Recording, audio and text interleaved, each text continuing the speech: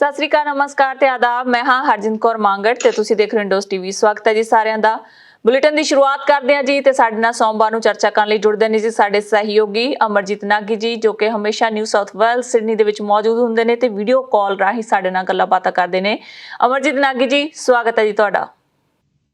ਸਤਿ ਸ਼੍ਰੀ ਅਕਾਲ ਹਰਜਿੰਦ ਤੇ ਸਾਰੇ ਦਰਸ਼ਕਾਂ ਨੂੰ ਵੀ ਸਤਿ ਸ਼੍ਰੀ ਅਕਾਲ, ਸਲਾਮ ਤੇ ਨਮਸਤੇ। ਹੋਰ ਕੀ ਹਾਲ ਚਾਲ ਨੇ ਜੀ ਬ੍ਰਿਸਬਨ ਦੇ ਅੱਜ ਕੱਲ੍ਹ? ਬ੍ਰਿਸਬਨ ਦੇ ਮੌਸਮ ਵਾਈਜ਼ ਤਾਂ ਹੁਣ ਥੋੜਾ ਸਹੀ ਹੋਣ ਲੱਗਿਆ ਜੀ, ਪਰ ਕਰੋਨਾ ਵਾਇਰਸ ਜਿਹੜਾ ਡੈਲਟਾ ਵਾਇਰਸ ਕਹਿੰਦੇ ਨੇ ਫੈਲਿਆ। ਨਿਊ ਸਾਊਥ ਵੇਲਸ ਦੇ ਵਿੱਚ ਕੁਝ ਕੇਸ ਆਏ ਸੀ, ਉਸ ਤੋਂ ਬਾਅਦ ਕੁਇਨਜ਼ਲੈਂਡ ਦੇ ਵਿੱਚ ਵੀ ਡਿਟੈਕਟ ਹੋਏ ਨੇ। ਅੱਜ 6600 ਤੋਂ ਉੱਤੇ ਜਿਹੜੇ ਹੈਗੇ ਨੇ ਓਮੀਕਰੋਨ ਤੇ ਮਿਕਸ ਜਿਹੜਾ ਵਾਇਰਸ ਹੈਗਾ ਉਸ ਦੇ ਕੇਸ ਪਾਏ ਗਏ ਨੇ। ਤੇ ਨਿਊ ਸਾਊਥ ਵੇਲਸ ਦੀ ਕੀ ਸਥਿਤੀ ਹੈ ਜੀ? ਨਿਊ ਸਾਊਥ ਵੇਲਸ ਦਾ ਜੀ ਇੱਕ ਤਾਂ ਬਾਰਿਸ਼ਾਂ ਦੇ ਥੋੜਾ ਜਿਹਾ ਰਾਹਤ ਮਿਲੀ ਹੈ। ਪਿਛਲੇ 2-4 ਦਿਨ ਤੋਂ ਸੂਰਜ ਨਿਕਲਦਾ ਰੋਜ਼ ਤੇ ਦਰਸ਼ਨ ਹੁੰਦੇ ਨੇ ਸੂਰਜ ਦੇਵਤਾ ਦੇ, ਤੇ ਥੋੜਾ ਚੰਗਾ ਲੱਗਦਾ। ਲੋਕਾਂ ਦੀ ਥੋੜੀ ਪੋਜ਼ਿਟਿਵਿਟੀ, ਥੋੜਾ ਮੂਡ ਠੀਕ ਹੁੰਦਾ। ਲੇਕਿਨ ਗਰਮੀ ਬਹੁਤ ਹੋ ਗਈ ਹੈ। Temperature is back to around 27, 27-28 degree temperature ਦਿਨ ਵੇਲੇ ਹੋ ਜਾਂਦਾ ਅੱਜ ਕੱਲ੍ਹ। ਤੇ ਜਿਹੜੀ ਗੱਲ ਤੁਸੀਂ ਇਹਦੀ ਕਰੋਨਾ ਵਾਇਰਸ ਦੀ ਕੀਤੀ ਹੈ, ਉਹ ਵੀ ਇੱਥੇ ਇਸ ਤਰ੍ਹਾਂ ਜੀ ਕਿ ਨਿਊ ਸਾਊਥ ਵੇਲਸ ਵੀ ਕੱਲ੍ਹ ਦੀ ਡੇਟ ਦੇ ਜਿਹੜੇ ਰਿਜ਼ਲਟਸ ਆਏ ਨੇ, ਉਹ ਦੈਟਸ ਅਬਾਊਟ 13,500 ਦੇ ਕਰੀਬ ਨਵੇਂ ਇਨਫੈਕਸ਼ਨ ਨੇ ਤੇ 1,500 ਦੇ ਕਰੀਬ ਹਸਪੀਟਲਾਈਜੇਸ਼ਨਸ ਵੀ ਹੋਈਆਂ ਨੇ।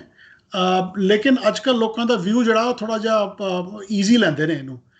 ਕੁਛ ਕੱਲ੍ਹ ਤੇ ਮੇਰੇ ਖਿਆਲ ਜਿਹੜੀ ਵੈਕਸੀਨੇਸ਼ਨ ਰੇਟ ਜਿਹੜਾ ਹੈ ਉਹ ਡਬਲ ਡੋਜ਼ ਦਾ ਤੇ 90-95% ਹੈ। ਟ੍ਰਿਪਲ ਡੋਜ਼ ਦਾ ਵੀ 60-65% ਲੋਕਾਂ ਦਾ ਟ੍ਰਿਪਲ ਡੋਜ਼ ਵੀ ਲੱਗ ਚੁੱਕੀ ਹੈ। ਤੇ ਸਭ ਤੋਂ ਇੰਪੋਰਟੈਂਟਲੀ ਡਾਕਟਰਾਂ ਨੂੰ ਵੀ ਥੋੜਾ ਕੌਨਫੀਡੈਂਸ ਆ ਗਿਆ ਕਿ ਇਸ ਵਾਇਰਸ ਨੂੰ ਟਰੀਟ ਕਿਸ ਤਰ੍ਹਾਂ ਕਰਨਾ ਹੈ। ਤੇ ਇਸ ਕਰਕੇ ਉਹਨਾਂ ਦੀ ਐਡਵਾਈਸ ਵੀ ਥੋੜੀ ਰਿਲੈਕਸ ਹੋ ਗਈ ਹੈ। ਜਿਹੜੇ ਫੇਸ ਮਾਸਕ ਸੀ ਉਹਦੇ ਉੱਤੇ ਵੀ ਕੋਈ ਬਹੁਤ ਜ਼ਿਆਦਾ ਪਾਬੰਦੀ ਹੁਣ ਨਹੀਂ ਹੈ। ਲੋਕੀ ਵਿਦਆਊਟ ਫੇਸ ਮਾਸਕ ਕਾਫੀ ਜਾਂਦੇ ਨੇ। ਸਿਰਫ ਪਬਲਿਕ ਟਰਾਂਸਪੋਰਟ 'ਚ ਹੀ ਹੈ ਲੋਕੀ ਫੇਸ ਮਾਸਕ ਵਗੈਰਾ ਦਾ ਕੰਪਲਸਰੀ ਹੈ। ਬਾਕੀ ਹੋਰ ਸਾਰੀ ਲੋਕੇਸ਼ਨਸ 'ਤੇ ਫੇਸ ਮਾਸਕ ਵੀ ਨਹੀਂ ਲਾਉਣ ਦੀ ਬਹੁਤ ਜ਼ਿਆਦਾ ਜ਼ਰੂਰਤ।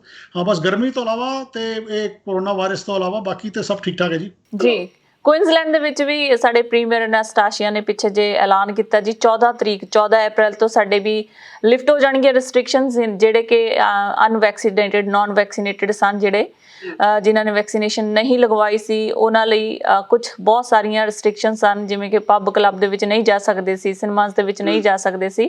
ਸੋ ਹੁਣ ਅਪਲਿਫਟ ਹੋਣ ਲੱਗੀਆਂ ਜੀ, ਉਹਨਾਂ ਲਈ ਵੀ ਚੰਗੀ ਤੇ ਖੁਸ਼ਖਬਰੀ ਦੀ ਗੱਲ ਹੈ। ਤੇ ਕੁਝ ਅਜਿਹੇ ਸਥਾਨ ਹੈਗੇ ਨੇ ਜੀ, ਜਿਵੇਂ ਕਿ ਡਿਸੇਬਿਲਿਟੀ ਸੈਂਟਰ ਹੈਗਾ, ਕਮਿਊਨਿਟੀ ਸੈਂਟਰ ਹੈ ਜਾਂ ਏਜ ਕੇਅਰ ਹੈਗਾ। ਇੱਥੇ ਜਿਹੜੇ ਵਿਜ਼ਟਰਸ ਹੈ ਉਹਨਾਂ ਲਈ ਮਾਸਕ ਜ਼ਰੂਰੀ ਹੈ ਤੇ ਜਿਹੜੇ ਉੱਥੋਂ ਦੇ ਕਰਮਚਾਰੀ ਹੈਗੇ ਨੇ ਉਹਨਾਂ ਨੂੰ ਡਬਲ ਵੈਕਸੀਨੇਟਡ ਜ਼ਰੂਰੀ ਹੋਣਾ ਦੱਸਿਆ ਗਿਆ ਹੈ। ਤੇ ਅੱਗੇ ਆਉਣ ਵਾਲੇ ਸਮੇਂ ਦੇ ਵਿੱਚ ਹੋ ਸਕਦਾ ਹੈ ਜੀ ਕਿ ਜਿਹੜੇ ਓਵਰਸੀਜ਼ ਜਾਣ ਲਈ ਜਿਹੜੀਆਂ ਰਿਸਟ੍ਰਿਕਸ਼ਨਸ ਲੱਗੀਆਂ ਹੋਈਆਂ ਉਹ ਵੀ ਈਜ਼ੀ ਹੋ ਜਾਣ ਆਉਣ ਵਾਲੇ ਸਮੇਂ ਦੇ ਵਿੱਚ। ਸੋ ਨਾਗੀ ਸਾਹਿਬ, ਗੱਲ ਕਰਦੇ ਹਾਂ ਜੀ ਫੈਡਰਲ ਗੌਰਮੈਂਟ ਦੀਆਂ ਚੋਣਾਂ ਆ ਰਹੀਆਂ ਜੀ, ਇਲੈਕਸ਼ਨਸ ਆ ਰਹੀਆਂ ਨੇ। ਕਿਹੋ ਜਿਹਾ ਮਾਹੌਲ ਹੈ ਜੀ ਨਿਊ ਸਾਊਥ ਵੇਲਸ ਦੇ ਵਿੱਚ ਤੇ ਸਰਕਾਰ ਵੱਲੋਂ ਕੀ ਹਦਾਇਤਾਂ ਜਾਰੀ ਕੀਤੀਆਂ ਗਈਆਂ ਨੇ? ਦੇਖੋ ਜੀ, ਇੱਥੇ ਮਾਹੌਲ ਜਿਹੜਾ ਉਹ ਇੰਡੀਆ ਵਰਗਾ ਮੇਲੇ ਵਰਗਾ ਤਾਂ ਨਹੀਂ ਹੁੰਦਾ, ਵਿਚ ਅਸੀਂ ਇੱਥੇ ਮਿਸ ਕਰੀਦਾ। ਕਾਫੀ ਲੋਕੀ ਰਿਸਟ੍ਰੇਨਡ ਰਹਿੰਦੇ ਨੇ ਉਹਦੀ ਕੈਂਪੇਨ ਦੇ ਦੌਰਾਨ। ਲੇਕਿਨ ਹਾਂ, ਇਸ ਸੰਡੇ ਨੂੰ ਉਹਨਾਂ ਨੇ ਜਿਹੜੀ ਫੈਡਰਲ ਇਲੈਕਸ਼ਨ ਹੈ ਉਹਦੀ ਡੇਟ ਅਨਾਊਂਸ ਕਰਤੀ ਹੈ। 21 ਮਈ 21 ਮਈ ਦਾ ਜਿਹੜਾ ਸੈਟਰਡੇ ਹੈ ਉਸ ਦਿਨ ਇਲੈਕਸ਼ਨ ਹੋਏਗੀ ਫੈਡਰਲ ਦੀ। ਤੇ ਲੋਕਾਂ ਵਾਸਤੇ ਥੋੜੀ ਇੰਨੀ ਰਿਕੁਐਸਟ ਹੈ ਕਿ ਅਗਰ ਉਹਨਾਂ ਨੇ ਪਿਛਲੇ 2-3 ਸਾਲ 'ਚ ਆਪਣਾ ਪਲੇਸ ਆਫ ਰੈਜ਼ੀਡੈਂਸ ਚੇਂਜ ਕੀਤਾ ਹੈ, ਇੱਕ ਸਟੇਟ ਤੋਂ ਦੂਸਰੇ ਸਟੇਟ 'ਚ ਮੂਵ ਕੀਤੇ ਨੇ, ਜਾਂ ਵਿਦਇਨ ਸਟੇਟ ਅਗਰ ਉਹਨਾਂ ਦਾ ਐਡਰੈਸ ਚੇਂਜ ਹੋਇਆ, ਤੇ ਲੋਕਾਂ ਨੂੰ ਥੋੜ੍ਹਾ ਚਾਹੀਦਾ ਕਿ ਜਾ ਕੇ ਆਸਟ੍ਰੇਲੀਅਨ ਇਲੈਕਟੋਰਲ ਕਮਿਸ਼ਨ ਦੀ ਵੈਬਸਾਈਟ 'ਤੇ ਜਾ ਕੇ ਆਪਣਾ ਐਡਰੈਸ ਅਪਡੇਟ ਕਰ ਦੇਣ, ਤਾਂ ਕਿ ਉਹਨਾਂ ਦੀ ਵੋਟ ਜਿਹੜੀ ਹੈ ਉਸ ਕੌਂਸਟੀਟੂਐਂਸੀ 'ਚ ਬਣ ਸਕੇ ਜਿੱਥੇ ਕਿ ਉਹ ਰਹਿ ਰਹੇ ਨੇ। ਅਗਰ ਕੌਂਸਟੀਟੂਐਂਸੀ ਚੇਂਜ ਹੋ ਗਈ ਹੈ ਤੇ ਉਹ ਹਾਂ ਉਹਦਾ ਪਤਾ ਲੱਗ ਜਾਏ। ਤੇ ਵੈਸੇ ਵੀ ਅਗਰ ਕਿਤੇ ਵੀ ਉਹਨਾਂ ਨੇ ਚੇਂਜ ਕੀਤਾ, ਚਾਹੇ ਨੈਕਸਟ ਡੋਰ ਹੀ ਚੇਂਜ ਕੀਤਾ ਜਾਂ ਨੈਕਸਟ ਸਟਰੀਟ 'ਤੇ ਜਾਂ ਨੈਕਸਟ ਸਬਰਬ 'ਤੇ ਚੇਂਜ ਕੀਤਾ, ਤਾਂ ਵੀ ਉਹਨਾਂ ਨੂੰ ਚਾਹੀਦਾ ਕਿ ਆਪਣਾ ਐਡਰੈਸ ਜਿਹੜਾ ਉਹ ਅਪਡੇਟ ਕਰ ਦੇਣ। ਇਨ ਕੇਸ ਅਗਰ ਉਹਨਾਂ ਦੀ ਕੌਂਸਟੀਟੂਐਂਸੀ ਸ਼ਿਫਟ ਹੋ ਜਾਂਦੀ ਹੈ ਤੇ ਉਹ ਉਹਨਾਂ ਨੂੰ ਪ੍ਰੋਪਰ ਕੌਂਸਟੀਟੂਐਂਸੀ ਵੋਟ ਪਾਉਣ ਦੀ ਉਹਨਾਂ ਦੀ ਵੋਟ ਬਣ ਜਾਏ। ਦੂਸਰੀ ਹੈ ਕਿ ਆਮ ਤੌਰ 'ਤੇ ਲੋਕਾਂ ਨੂੰ ਪਤਾ ਹੀ ਹੈ ਕਿ ਜਿਹੜੇ ਸਿਟੀਜ਼ਨ ਨੇ ਵੋਟਿੰਗ ਇੱਥੇ ਕੰਪਲਸਰੀ ਹੈ। ਤੇ ਜੇ ਨਾ ਉਸ ਦਿਨ ਵੋਟਿੰਗ ਕਰਨ ਗਏ, ਮਤਲਬ ਰਜਿਸਟ੍ਰੇਸ਼ਨ ਦੀ ਲੋੜ ਨਹੀਂ। Once you are a citizen, it's one of your duties to vote. ਤੇ ਵੋਟਿੰਗ ਕੰਪਲਸਰੀ ਹੈ, ਤੇ ਅਗਰ ਉਹ ਨਾ ਕਰਨ ਤਾਂ ਉਹਦੀ ਪੈਨਲਟੀ ਤੇ ਫਾਈਨ ਵੀ ਲੱਗਦਾ $50-60 ਅਗਰ ਕੋਈ ਐਕਸਪਲੇਨੇਸ਼ਨ ਨਾ ਦਿੱਤੀ ਜਾ ਸਕੇ। ਹਾਲੇ ਉਹਨਾਂ ਨੇ ਇੱਕ ਹੋਰ ਚੀਜ਼ ਦਾ ਜਿਹੜਾ ਥੋੜ੍ਹਾ ਜਿਹਾ ਰਿਲੈਕਸ ਕਰਨਗੇ ਜਾਂ ਪ੍ਰੋਸੈਸ ਕੋਈ ਨਵਾਂ ਨਿਕਲੇਗਾ, ਉਹ ਕਿ ਜਿਹੜੇ ਨੂੰ ਕੋਵਿਡ ਨਾਲ ਹੋ ਜਾਂਦਾ ਕਿਸੇ ਨੂੰ ਉਸ ਵੇਲੇ, ਜਾਂ ਉਹਨਾਂ ਦਿਨਾਂ ਜਦੋਂ ਕਿ ਵੋਟ ਪਾਉਣ ਵਾਲੇ ਦਿਨ ਅਗਰ ਕੋਵਿਡ ਕਿਸੇ ਨੂੰ ਆ ਜਾਂਦਾ, ਤੇ ਉਹਦਾ ਕੀ ਪ੍ਰੋਸੈਸ ਹੈ। ਕਿਉਂਕਿ ਉਸ ਵੇਲੇ ਫਿਰ ਉਹਨਾਂ ਨੂੰ ਕੁਆਰੰਟੀਨ ਕਰਨਾ ਪਏਗਾ। ਉਸ ਕੁਆਰੰਟੀਨ 'ਚ ਕੀ ਉਹਨਾਂ ਦਾ ਪ੍ਰੋਸੈਸ ਹੋਏਗਾ, ਕਿਸ ਤਰ੍ਹਾਂ ਉਹਨਾਂ ਨੂੰ ਰਿਲੈਕਸੇਸ਼ਨ ਮਿਲੇਗੀ ਜਾਂ ਆਪਣੀ ਵੋਟ ਪਾਉਣਾ ਚਾਹਣ ਤੇ ਉਹ ਕਿਸ ਤਰ੍ਹਾਂ ਪਾਣਗੇ।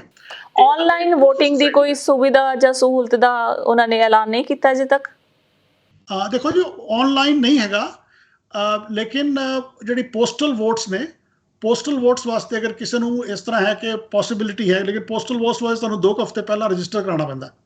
ਤੇ ਇੱਕ ਤਾਂ ਤੁਸੀਂ ਰਜਿਸਟਰ ਕਰਾਓ, ਫਿਰ ਉਸ ਰਜਿਸਟਰ ਐਡਰੈਸ ਦੇ ਉੱਤੇ ਤੁਹਾਨੂੰ ਪੋਸਟਲ ਵੋਟ ਦਾ ਪੇਪਰ ਜਿਹੜਾ ਉਹ ਭੇਜ ਦਿੰਦੇ ਨੇ। ਲੇਕਿਨ ਅਗਰ ਕੋਈ ਕਿਉਂਕਿ ਬਿਮਾਰੀ ਜਿਹੜੀ ਬਿਮਾਰੀਆਂ ਕਹਿ ਲਓ, ਇਨਫੈਕਸ਼ਨ ਹੈ ਇਸ ਤਰ੍ਹਾਂ ਦਾ ਹੈ ਕਿ ਸਡਨਲੀ 1 ਜਾਂ 2 ਦਿਨ ਦੇ ਅੰਦਰ ਨਹੀਂ ਤੁਹਾਨੂੰ ਪਤਾ ਲੱਗਦਾ, ਤੇ ਉਹਨੂੰ ਕਿਸ ਤਰ੍ਹਾਂ ਰਿਸਪੌਂਡ ਕਰਨਗੇ, ਕਿਸ ਤਰ੍ਹਾਂ ਕੀ ਪ੍ਰੋਸੈਸ ਪਲੇਸ ਹੋਏਗਾ, ਉਹ ਹਾਲੇ ਜਿਹੜੀ ਫੈਡਰਲ ਗਵਰਨਮੈਂਟ ਹੈ ਉਹਨੇ ਡਿਕਲੇਅਰ ਨਹੀਂ ਕੀਤਾ।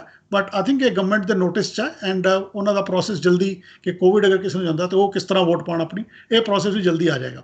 ਜੀ, ਨਾਗੀ ਸਾਹਿਬ, ਚਰਚਾ ਦੇ ਵਿੱਚ ਬਣੇ ਨੇ ਜੀ ਪ੍ਰਧਾਨ ਮੰਤਰੀ ਸਕਾਟ ਮੋਰਿਸਨ, ਜਿਹੜੇ ਕਿ ਇੰਡੀਅਨ ਖਾਣੇ ਬਣਾ ਰਹੇ ਨੇ, ਖਾਸ ਕਰਕੇ ਨਰਿੰਦਰ ਮੋਦੀ ਜੀ ਜਿਹੜੇ ਕਿ ਇੰਡੀਆ ਦੇ ਪ੍ਰਧਾਨ ਮੰਤਰੀ ਹੈ, ਉਹਨਾਂ ਦੇ ਪਸੰਦੀਦਾ ਖਾਣੇ ਬਣਾ ਰਹੇ ਨੇ ਜੀ।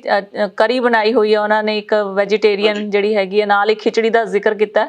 ਪਿੱਛੇ ਜੇ ਉਹਨਾਂ ਨੇ ਆਲੂ ਕਰੀ ਵੀ ਬਣਾਈ ਸੀ, ਜਿਸ ਦੇ ਵਿੱਚ ਉਹਨਾਂ ਨੇ ਲਿਖਿਆ ਸੀ ਕਿ ਖਾਸ ਮੇਰੇ ਦੋਸਤ ਪ੍ਰਧਾਨ ਮੰਤਰੀ ਨਰਿੰਦਰ ਮੋਦੀ ਲਈ ਹੈ। ਇਹ ਵਿਚਕਾਰ ਜਿਹੜੀਆਂ ਗੱਲਾਂ ਚੱਲ ਰਹੀਆਂ ਜੀ, ਨਾਲ ਹੀ ਲੋਕਾਂ ਦਾ ਕਹਿਣਾ ਕਿ ਜਦੋਂ ਦਾ ਵਪਾਰਕ ਸਮਝੌਤੇ ਦੀ ਗੱਲ ਹੋਈ ਹੈ ਭਾਰਤ ਅਤੇ ਆਸਟ੍ਰੇਲੀਆ ਦੀ ਡਿਊਟੀ ਫ੍ਰੀ ਦੀ, ਉਦੋਂ ਤੋਂ ਜਿਹੜੇ ਸੁਖਾਵੇਂ ਸੰਬੰਧ ਬਣਨ ਦੇ ਜਿਹੜੇ ਸੰਬੰਧ ਹੈਗੇ ਨੇ ਉਹ ਦਿਖ ਰਹੇ ਨੇ, ਆਸਾਨ ਦਿਖ ਰਹੇ ਨੇ, ਤੇ ਚੰਗੀ ਜਿਹੜੀ ਹੈਗੀ ਆ ਗੱਲ ਕਹੀ ਜਾ ਰਹੀ ਹੈ, ਤੇ ਗੁੱਡ ਰਿਲੇਸ਼ਨਸ ਜਿਹੜੇ ਬਿਲਡ ਹੋਣਗੇ ਜੀ ਇਨ ਫਿਊਚਰ ਜਾ ਕੇ। ਨਹੀਂ, ਡੈਫੀਨੇਟਲੀ ਜੀ, ਇਹ ਜਿਹੜਾ ਸਮਝੌਤਾ ਇਹਨਾਂ ਨੇ ਟੈਰਿਫ ਫ੍ਰੀ ਕਰਨ ਦਾ ਕੀਤਾ ਹੈ ਕਾਫੀ ਸਾਰੇ ਗੁੱਡਸ ਐਂਡ ਸਰਵਿਸਿਜ਼ ਨੂੰ। ਆਸਟ੍ਰੇਲੀਆ ਤੋਂ ਇੰਡੀਆ ਤੋਂ ਆਸਟ੍ਰੇਲੀਆ ਆਉਣ ਵਾਸਤੇ ਅਬਾਊਟ 95% ਔਰ 96% ਵੈਲਿਊ ਜਿਹੜੀ total the goods and services Australia import ਕਰਦਾ, ਉਹਦੇ 'ਤੇ ਟੈਰਿਫ 0 ਹੋ ਗਏ ਨੇ, ਖਤਮ ਕਰਤੇ ਗਏ ਨੇ। ਇਸ ਤਰ੍ਹਾਂ ਹੀ ਆਸਟ੍ਰੇਲੀਆ ਤੋਂ ਜਿਹੜਾ ਇੰਡੀਆ ਨੂੰ ਐਕਸਪੋਰਟ ਹੁੰਦਾ, ਉਹਦੇ ਵੀ ਅਬਾਊਟ 85% ਦੇ ਕਰੀਬ ਟੋਟਲ ਵੈਲਿਊ ਆਫ ਟ੍ਰੇਡ ਜਿਹੜਾ ਉਹਦੀ ਗੁੱਡਸ ਸਾਰੀਆਂ ਨੇ ਉਹ ਫ੍ਰੀ ਕਰਤੀ ਗਈਆਂ ਨੇ। ਅਤੇ ਡੈਫੀਨੇਟਲੀ ਇਹਦੇ 'ਚ ਸਾਡੇ ਵਪਾਰਿਕ ਸੰਬੰਧ ਵੀ ਵਧਣਗੇ, ਟ੍ਰੇਡ ਵੀ ਵਧੇਗਾ, ਲੋਕਾਂ ਦੇ ਸੰਬੰਧ ਵੀ ਆਪਸ 'ਚ ਪੀਪਲ ਟੂ ਪੀਪਲ ਕੰਟੈਕਟ ਵੀ ਵਧੇਗਾ ਬਿਜ਼ਨਸਿਸ ਦਾ। ਜਿੱਥੋਂ ਤੱਕ ਇਹਨਾਂ ਦੇ ਖਾਣੇ ਪਾਣੇ ਦੀ ਗੱਲ ਹੈ ਜੀ, ਉਹ ਇਹ ਗੱਲ ਠੀਕ ਹੈ ਕਿ ਉਹ ਸ਼ੌਕੀਨ ਨੇ ਇੰਡੀਅਨ ਖਾਣੇ ਦੇ। ਉਹ ਪਹਿਲਾਂ ਵੀ ਉਹਨਾਂ ਨੇ ਕਾਫੀ ਪੋਸਟ ਆਪਣੀਆਂ ਕੀਤੀਆਂ ਨੇ ਸ਼ੇਅਰ, ਅਤੇ ਜ਼ਰੂਰ ਜੀ ਉਹ ਆਪਣੇ ਦੋਸਤ ਜਿਹੜਾ ਨਰਿੰਦਰ ਮੋਦੀ ਜੀ ਨੇ, ਉਹਨਾਂ ਦੇ ਪ੍ਰੋਵਿੰਸ ਗੁਜਰਾਤ ਦੇ ਖਾਣੇ ਹੁਣ ਅੱਜ ਕੱਲ੍ਹ ਥੋੜ੍ਹੇ ਉਹ ਸ਼ੇਅਰ ਕਰ ਰਹੇ ਨੇ। ਇਲੈਕਸ਼ਨ ਦਾ ਮੌਸਮ ਹੈ, ਜ਼ਰੂਰ ਗੁਜਰਾਤੀ ਖਿਚੜੀ ਤਾਂ ਚੰਗੀ ਹੈ ਜੀ ਖਾਣ, ਲੇਕਿਨ ਜਿਵੇਂ ਇੰਡੀਆ 'ਚ ਜਿਹੜੇ ਚੁਣਾਵੀ ਗੱਲਾਂ ਨੇ ਸਾਰੀਆਂ, ਫਿਰ ਉਹ ਚੁਣਾਵੀ ਜੁਮਲੇ ਬਣ ਜਾਂਦੇ ਨੇ, ਉਹ ਨਾ ਸਿੱਖ ਲੈਣ। ਬਾਕੀ ਤੇ ਸਭ ਠੀਕ ਹੈ, ਖਿਚੜੀ ਤੱਕ ਤਾਂ ਠੀਕ ਹੈ ਜੀ, ਲੇਕਿਨ ਉਹ ਕਹਿੰਦੇ ਨਾ ਜਿਸ ਤਰ੍ਹਾਂ ਦਾ ਖਾਓ ਅੰਨ ਉਸ ਤਰ੍ਹਾਂ ਦਾ ਹੋ ਜਾਏ ਮਨ। ਤੇ ਜੇ ਉੱਥੋਂ ਦੇ ਚੁਣਾਵੀ ਮੁੱਦੇ ਜਿਸ ਤਰ੍ਹਾਂ ਉੱਥੇ ਕਹਿੰਦੇ ਨੇ ਵੀ ਗੱਲ ਕਰਕੇ ਫਿਰ ਵੀ ਇਹ ਚੁਣਾਵੀ ਜੁਮਲਾ ਹੋ ਗਿਆ, ਤੇ ਇਹ ਆਦਤ ਜੇ ਨਾ ਸਿੱਖਣ ਤੇ ਬੈਟਰ ਹੈ ਜਿਹੜੀ ਆਪਣੀ ਗੱਲ ਕਹਿਣ। ਖਿਚੜੀਆਂ ਵਿੱਚ ਠੀਕ ਹੈ, ਚਲੋ ਜੀ ਖਿਚੜੀ ਖਾਣੀ ਚਾਹੀਦੀ ਹੈ ਜ਼ਰੂਰ, ਗੁਜਰਾਤੀ ਵੈਰੀ ਟੇਸਟੀ, ਸਾਨੂੰ ਵੀ ਬੜੀ ਪਸੰਦ ਆਉਂਦੀ। ਗੱਲ ਕਰਦੇ ਹਾਂ ਜੀ ਪੰਜਾਬ ਦੀ ਨਵੀਂ ਸਿਆਸਤ ਦੀ, ਕਿਉਂਕਿ ਬਹੁਤ ਸਾਰੇ ਮੁੱਦੇ ਨੇ ਪੰਜਾਬ ਦੇ ਜਿਹੜੇ ਆਏ ਦਿਨ ਸੁਰਖੀਆਂ ਬਣੇ ਰਹਿੰਦੇ ਨੇ, ਲੋਕੀ ਸਵਾਲ ਕਰਦੇ ਨੇ, ਕਿਉਂਕਿ ਲੋਕਾਂ ਵੱਲੋਂ ਇੱਕ ਇਤਿਹਾਸ ਸਿਰਜਿਆ ਗਿਆ, ਇੱਕ ਬਿਲਕੁਲ ਹੀ ਨਵੀਂ ਸਰਕਾਰ ਬਣਾਈ ਗਈ ਜਿਸ ਤੋਂ ਲੋਕਾਂ ਨੂੰ ਬਹੁਤ ਸਾਰੀਆਂ ਉਮੀਦਾਂ ਨੇ।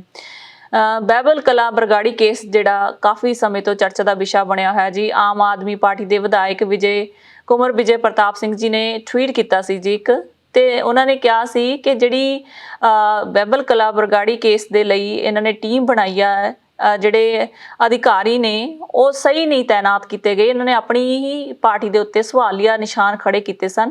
ਉਸ ਤੋਂ ਬਾਅਦ ਥੋੜੀ ਦੇਰ ਬਾਅਦ ਹੀ ਸ਼ਾਇਦ ਉਹਨਾਂ ਨੇ ਉਹ ਜਿਹੜੀ ਪੋਸਟ ਹੈ ਜੀ ਡਿਲੀਟ ਕਰ ਦਿੱਤੀ ਤੇ ਐਡਿਟ ਕਰਕੇ ਪੋਸਟ ਪਾਈ, ਜਿਸ ਤੇ ਵਿਰੋਧੀ ਧਿਰ ਦੇ ਨੇਤਾ ਜਿਹੜੇ ਹੈਗੇ ਨੇ ਜੀ ਸੁਖਪਾਲ ਸਿੰਘ ਖਹਿਰਾ ਜੀ ਨੇ ਸਵਾਲ ਖੜੇ ਕੀਤੇ ਨੇ ਕਿ ਭਗਵੰਤ ਮਾਨ ਜੀ ਇਸ ਬਾਰੇ ਸਥਿਤੀ ਸਪਸ਼ਟ ਕਰਨ। ਹਾਂਜੀ, ਇਹ ਦੇਖੋ ਮੁੱਦਾ ਇਸ ਤਰ੍ਹਾਂ ਹੈ ਜੀ ਕਿ ਜਿਹੜੀ ਸਿੱਟ ਬਣਾਈ ਗਈ ਸੀ ਜਦੋਂ ਬਾਈਬਲ ਕਲਾਂ 'ਚ ਜਿਹੜੇ ਕੇਸਿਸ ਹੋਏ ਸਨ ਬੇਅਦਬੀ ਦੇ, ਉਹਨਾਂ ਨੂੰ ਇਨਵੈਸਟੀਗੇਟ ਕਰਨ ਵਾਸਤੇ ਜਿਹੜੀ ਸਿੱਟ ਬਣੀ ਸੀ, ਉਹਦੇ ਜਿਹੜੇ ਨੰਬਰ 1 ਤੇ ਪੋਜੀਸ਼ਨ ਸੀ ਉਹ ਪ੍ਰਮੋਦ ਕੁਮਾਰ ਜੀ ਸੀ, ਉਸ ਵੇਲੇ ਦੇ ADGP additional director general police, ਤੇ ਅਰੁਣਪਾਲ ਸਿੰਘ IG ਸੀ ਉਸ ਵੇਲੇ, ਉਹ ਨੰਬਰ 2 ਤੇ ਸੀ, ਤੇ ਸਾਡੇ ਜਿਹੜੇ MLA ਨੇ ਇਸ ਵਕਤ ਕੁੰਵਰ ਪ੍ਰਤਾਪ ਸਿੰਘ ਜੀ, ਇਹ ਨੰਬਰ 3 ਤੇ ਸੀ। ਤੇ ਦੋਸ਼ ਉਹ ਇਹ ਲਗਾ ਰਹੇ ਨੇ ਕਿ ਜਿਹੜੇ ਨੰਬਰ 1 ਤੇ ਨੰਬਰ 2 ਤੇ ਸੀ ਪ੍ਰਮੋਦ ਕੁਮਾਰ ਜੀ ਤੇ ਅਰੁਣਪਾਲ ਸਿੰਘ ਜੀ, ਉਹਨਾਂ ਨੇ ਇਨਵੈਸਟੀਗੇਸ਼ਨ 'ਚ ਠੀਕ ਤਰ੍ਹਾਂ ਨਹੀਂ ਕੀਤੀ ਤੇ ਫੇਵਰ ਕੀਤਾ ਜਿਹੜੀਆਂ ਵੱਡੇ ਫੈਮਿਲੀਜ਼ ਨੇ ਪੰਜਾਬ ਦੀਆਂ ਪੋਲੀਟੀਕਲ ਫੈਮਿਲੀਜ਼, ਉਹਨਾਂ ਨੂੰ ਥੋੜ੍ਹਾ ਉਹਦੇ 'ਚ ਫੇਵਰ ਕੀਤਾ। ਤੇ ਇਹ ਤੀਜੇ ਨੰਬਰ 'ਤੇ ਹੋਣ ਦੇ ਬਾਵਜੂਦ ਵੀ ਇਹਨਾਂ ਨੇ ਰਿਜ਼ਾਈਨ ਕਰਤਾ ਸੀ ਕਿ ਜਿਹੜੀ ਇਨਵੈਸਟੀਗੇਸ਼ਨ ਹੈ ਉਹ ਪ੍ਰੋਪਰ ਨਹੀਂ ਕਰ ਰਹੇ ਜਿਹੜੇ ਪਹਿਲੇ 2 ਫਸਟ ਤੇ ਸੈਕੰਡ ਰੈਂਕ ਦੇ ਜਿਹੜੇ ਕਮੇਟੀ ਦੇ ਮੈਂਬਰਸ ਨੇ। ਹੁਣ ਇਹ ਇਹਨਾਂ ਦਾ ਕਹਿਣਾ ਇਹ ਹੈ ਕਿ ਉਹ ਜਿਹੜੇ ਫਸਟ ਸੈਕੰਡ ਨੰਬਰ ਦੇ ਮੈਂਬਰ ਸੀ ਪ੍ਰਮੋਦ ਕੁਮਾਰ ਤੇ ਅਰੁਣਪਾਲ ਸਿੰਘ ਜੀ, ਉਹਨਾਂ ਨੂੰ ਦੁਬਾਰਾ ਬੜੀ ਇੰਪੋਰਟੈਂਟ ਪੋਜੀਸ਼ਨ ਤੇ ਲਗਾਤਾ ਗਿਆ। ਪ੍ਰਮੋਦ ਕੁਮਾਰ ਸਿੰਘ ਜੀ ਨੂੰ DGP ਇੰਟੈਲੀਜੈਂਸ ਤੇ ਅਪਾਇੰਟ ਕੀਤਾ ਗਿਆ ਤੇ ਅਰੁਣਪਾਲ ਸਿੰਘ ਜੀ ਨੂੰ ਅੰਮ੍ਰਿਤਸਰ ਦਾ ਪੁਲਿਸ ਕਮਿਸ਼ਨਰ ਬਣਾਇਆ ਗਿਆ। ਤੇ ਇਸ ਤੇ ਉਹਨਾਂ ਨੇ ਆਬਜੈਕਸ਼ਨ ਲਾਈ ਸੀ ਕਿ ਇਹਨਾਂ ਨੇ ਪਹਿਲਾਂ ਵੀ ਇਹ ਜਿਹੜੇ 2 ਆਫੀਸਰਸ ਨੇ, ਇਹਨਾਂ ਜਿਹੜੇ ਵੱਡੇ ਪੋਲੀਟੀਕਲ ਫੈਮਲੀਜ਼ ਨੇ ਉਹਨਾਂ ਨੂੰ ਫੇਵਰ ਕੀਤਾ ਸੀ ਤੇ ਹੁਣ ਇਹਨਾਂ ਨੂੰ ਤੁਸੀਂ ਇੰਪੋਰਟੈਂਟ ਪੋਜੀਸ਼ਨ ਇਹ ਕਿਸ ਤਰ੍ਹਾਂ ਦੇ ਦਿੱਤੀਆਂ ਗਈਆਂ ਨੇ। ਤੇ ਇਹ ਉਹਨਾਂ ਦੀ ਆਬਜੈਕਸ਼ਨ ਸੀ। ਪਰ ਸਡਨਲੀ ਸ਼ਾਇਦ ਕੁਝ ਉੱਤੋਂ ਦਿੱਲੀ ਤੋਂ ਜਾਂ ਆਮ ਆਦਮੀ ਪਾਰਟੀ ਦੀ ਜਿਹੜੀ ਸੈਂਟਰਲ ਮੈਨੇਜਮੈਂਟ ਹੈ ਉਹ ਤੋਂ ਥੋੜਾ ਜਿਹਾ ਪ੍ਰੈਸ਼ਰ ਆਇਆ ਹੋਏਗਾ ਤੇ ਉਹਨਾਂ ਨੇ ਆਪਣੀ ਇਹ ਪੋਸਟ ਜਿਹੜੀ ਹੈ ਡਿਲੀਟ ਕਰਤੀ। ਤੇ ਓਪੋਜੀਸ਼ਨ ਪਾਰਟੀ ਦੇ ਜਿਹੜੇ ਸੁਖਪਾਲ ਸਿੰਘ ਖਹਿਰਾ ਜੀ ਨੇ, ਉਹਨਾਂ ਨੇ ਇਹ ਸਵਾਲ ਚੁੱਕਿਆ ਹੈ ਕਿ ਇਹ ਪੋਜੀਸ਼ਨ, ਇਸ ਜਿਹੜੀ ਪੋਸਟਿੰਗ ਉਹਨਾਂ ਨੇ ਕੀਤੀ ਹੈ ਤੇ ਜਿਹੜੀ ਆਬਜੈਕਸ਼ਨ ਉਹਨਾਂ ਦੇ ਆਪਣੇ ਕੁੰਵਰ ਪ੍ਰਤਾਪ ਸਿੰਘ ਜੀ ਵੱਲੋਂ ਆਈ ਹੈ, ਇਹ ਜਿਹੜੇ ਉਹਦੀ ਸੈਂਟਰਲ ਲੀਡਰਸ਼ਿਪ ਹੈ ਉਹ ਇਹਨੂੰ ਕਲੀਅਰ ਕਰੇ ਕਿ ਉਹਦੀ ਕੀ ਪੋਜੀਸ਼ਨ ਹੈ, ਉਹ ਇਹਦੀ ਫੇਵਰ 'ਚ ਨੇ ਕਿ ਉਹਦੀ ਨਹੀਂ ਫੇਵਰ 'ਚ ਨੇ। ਤੇ ਆਪਣੀ ਜਿਹੜੀ ਪੋਜੀਸ਼ਨ ਹੈ ਇਹ ਸਿੱਟ ਦੀ ਪੋਜੀਸ਼ਨ ਰਹੀ ਹੈ ਉਹਨਾਂ ਦੀ, ਤੇ ਪਲੱਸ ਇਹ ਜਿਹੜੀਆਂ 2 ਅਪਾਇੰਟਮੈਂਟਸ ਨੇ ਇਹਦੇ ਬਾਰੇ ਕਲੈਰੀਫਾਈ ਕਰਨ। ਜਿਹੜੀ ਆਬਜੈਕਸ਼ਨ ਉਹਨਾਂ ਦੇ ਆਪਣੇ ਕੁੰਵਰ ਪ੍ਰਤਾਪ ਸਿੰਘ ਜੀ ਨੇ ਰੇਜ਼ ਕੀਤੀ ਉਹਦੇ ਬਾਰੇ ਉਹਨਾਂ ਦੀ ਕੀ ਪੋਜੀਸ਼ਨ ਹੈ। ਤੇ ਇਹ ਮਾਮਲਾ ਜੀ ਹੁਣ ਅਸੀਂ ਵੇਟ ਕਰਾਂਗੇ ਕਿ ਮਾਨ ਸਾਹਿਬ ਕੋਈ ਐਕਸ਼ਨ ਲੈਣਗੇ ਇਹਦੇ ਤੇ ਜਾਂ ਆਪਣੀ ਕਲੈਰੀਫਿਕੇਸ਼ਨ ਕੋਈ ਦੇਣਗੇ। ਜੀ ਸੁਖਪਾਲ ਸਿੰਘ ਖਹਿਰਾ ਦੀ ਗੱਲ ਹੋ ਰਹੀ ਹੈ ਨਾਗੀ ਸਾਹਿਬ। ਸੁਖਪਾਲ ਸਿੰਘ ਖਹਿਰਾ ਦਾ ਨਾਂ ਜਿਹੜਾ ਕਾਂਗਰਸ ਪਾਰਟੀ ਦੇ ਵਿੱਚ ਸੁਝਾਇਆ ਜਾ ਰਿਹਾ ਸੀ, ਜਾਂ ਤਾਂ ਕਾਂਗਰਸ ਪਾਰਟੀ ਦੇ ਪ੍ਰਧਾਨ ਜਾਂ ਫਿਰ ਵਿਰੋਧੀ ਧਿਰ ਦੇ ਨੇਤਾ। ਪਰ ਬੜੀ ਹੈਰਾਨੀ ਦੀ ਗੱਲ ਹੈ ਕਿ ਕੇਂਦਰ ਸਰਕਾਰ ਵੱਲੋਂ ਜਿਹੜੀ ਸੈਂਟਰਲ ਗਵਰਨਮੈਂਟ ਕਾਂਗਰਸ ਸਰਕਾਰ ਹੈਗੀ, ਉਹਨਾਂ ਨੇ ਇਹਨਾਂ ਦੀ ਆਸਾਂ ਦੇ ਉੱਤੇ ਪਾਣੀ ਫੇਰ ਦਿੱਤਾ। ਪਹਿਲਾਂ ਨਵਜੋਤ ਸਿੱਧੂ ਦਾ ਅਸਤੀਫਾ ਲਿਆ ਗਿਆ, ਫਿਰ ਨਾਲ ਹੀ ਹੁਣ ਸੁਖਪਾਲ ਸਿੰਘ ਖਹਿਰਾ ਨੂੰ ਵੀ ਲਾਂਭੇ ਕਰ ਦਿੱਤਾ ਗਿਆ। ਸੋ ਅਮਰਿੰਦਰ ਸਿੰਘ ਉਰਫ ਰਾਜਾ ਵੜਿੰਗ ਜੀ ਨੂੰ ਪ੍ਰਧਾਨ ਨਿਯੁਕਤ ਕਰ ਦਿੱਤਾ ਗਿਆ ਜੀ ਕਾਂਗਰਸ ਪਾਰਟੀ ਦਾ, ਤੇ ਨਾਲ ਹੀ ਪ੍ਰਤਾਪ ਸਿੰਘ ਬਾਜਵਾ ਜੀ ਨੂੰ ਵਿਰੋਧੀ ਧਿਰ ਦਾ ਨੇਤਾ ਚੁਣਿਆ ਗਿਆ। ਹਾਂ ਦੇਖੋ ਜੀ, ਇਸ ਵੇਲੇ ਹੁਣ ਲੱਗ ਰਿਹਾ ਹੈ ਕਿ ਜਿਹੜੀ ਕਾਂਗਰਸ ਪਾਰਟੀ ਦੀ ਸੈਂਟਰਲ ਲੀਡਰਸ਼ਿਪ ਹੈ, ਸੋਨੀਆ ਗਾਂਧੀ, ਰਾਹੁਲ ਗਾਂਧੀ ਜੀ, ਉਹਨਾਂ ਦਾ ਟੈਕ ਥੋੜਾ ਬਦਲ ਗਿਆ ਹੈ। ਪਹਿਲਾਂ ਉਹ ਜਿਹੜੇ ਥੋੜੇ ਲਾਊਡ, ਥੋੜੇ ਜ਼ਿਆਦਾ ਇਫੈਕਟਿਵ ਸਪੀਕਰ ਜਿਵੇਂ ਆਪਣੇ ਸਿੱਧੂ ਸਾਹਿਬ ਨੇ, ਨਵਜੋਤ ਸਿੰਘ ਸਿੱਧੂ ਜੀ ਨੇ, ਉਹਨਾਂ ਨੂੰ ਫੇਵਰ ਕੀਤਾ ਗਿਆ ਐਜ਼ ਏ ਪਾਰਟੀ ਪ੍ਰੈਜ਼ੀਡੈਂਟ। ਹੁਣ ਉਹ ਦੇਖ ਰਹੇ ਨੇ ਵੀ ਜਿਹੜੇ ਕਾਂਗਰਸ ਦੇ ਲਾਇਲਿਸਟ ਨੇ ਉਹਨਾਂ ਨੂੰ ਥੋੜਾ ਰਿਵਾਰਡ ਕੀਤਾ ਜਾ ਰਿਹਾ ਹੈ, ਇਸ ਤੋਂ ਲੱਗ ਰਿਹਾ, ਕਿਉਂਕਿ ਸੁਖਪਾਲ ਸਿੰਘ ਖਹਿਰਾ ਜੀ ਹੁਣ ਨਵੇਂ ਕਾਂਗਰਸ 'ਚ ਵਾਪਸ ਮੁੜ ਕੇ ਆਏ ਨੇ, ਪਹਿਲਾਂ ਵੀ ਆਮ ਆਦਮੀ ਪਾਰਟੀ ਵੱਲ ਚਲੇ ਗਏ ਸੀ, ਤੇ ਸ਼ਾਇਦ ਇਸ ਗੱਲ ਦਾ ਉਹਨਾਂ ਨੂੰ ਥੋੜਾ ਨੁਕਸਾਨ ਹੋਇਆ। ਆਪਣੇ ਜਿਹੜੇ ਪ੍ਰਤਾਪ ਸਿੰਘ ਬਾਜਵਾ ਦੀ ਨੇ, ਉਹ ਲੌਂਗ ਟਾਈਮ ਜਿਹੜੇ ਨੇ ਤੁਹਾਡੇ ਇਹਨਾਂ ਦੇ ਕਾਫੀ ਕਲੋਜ਼ ਰਹੇ ਨੇ ਤੇ ਨਾਲ ਲਾਇਲਿਸਟ ਨੇ ਕਾਂਗਰਸ ਦੇ। ਤੇ ਇਸ ਤਰ੍ਹਾਂ ਹੀ ਰਾਜਾ ਵੜਿੰਗ, ਉਹ ਵੀ ਯੂਥ ਕਾਂਗਰਸ ਦੇ ਟਾਈਮ ਤੋਂ ਹੀ ਕਾਂਗਰਸ ਦੇ ਲਾਇਲਿਸਟ ਰਹੇ ਨੇ, ਤੇ ਉਹਨਾਂ ਨੂੰ ਦੋਨਾਂ ਨੂੰ ਰਿਵਾਰਡ ਕੀਤਾ ਗਿਆ। ਤੇ ਉਹਦੀ ਅਪਾਇੰਟਮੈਂਟ ਦੇ ਅਗੇਂਸਟ ਇੱਕ ਜਿਹੜੇ ਹੋਰ ਕਾਂਗਰਸ ਦੇ MLA ਸੀ, ਸੁਰਜੀਤ ਸਿੰਘ ਧੀਮਨ, ਉਹ ਸ਼ਾਇਦ ਨਵਜੋਤ ਸਿੰਘ ਸਿੱਧੂ ਜੀ ਹੋਣਾ ਦੇ ਲਾਇਲਿਸਟ ਸੀ, ਉਹਨਾਂ ਨੇ ਵੀ ਵਿੱਚੋਂ ਆਬਜੈਕਸ਼ਨ ਕੀਤਾ ਸੀ। ਤੇ ਬੜੀ ਹੈਰਾਨੀ ਦੀ ਗੱਲ ਹੈ ਕਿ ਸੁਰਜੀਤ ਧੀਮਨ ਜੀ ਨੂੰ ਬਿਲਕੁਲ ਪ੍ਰਾਇਮਰੀ ਜਿਹੜੀ ਮੈਂਬਰਸ਼ਿਪ ਹੈ ਕਾਂਗਰਸ ਦੀ, ਉਹ ਤੋਂ ਵੀ ਕੱਢਤਾ ਗਿਆ।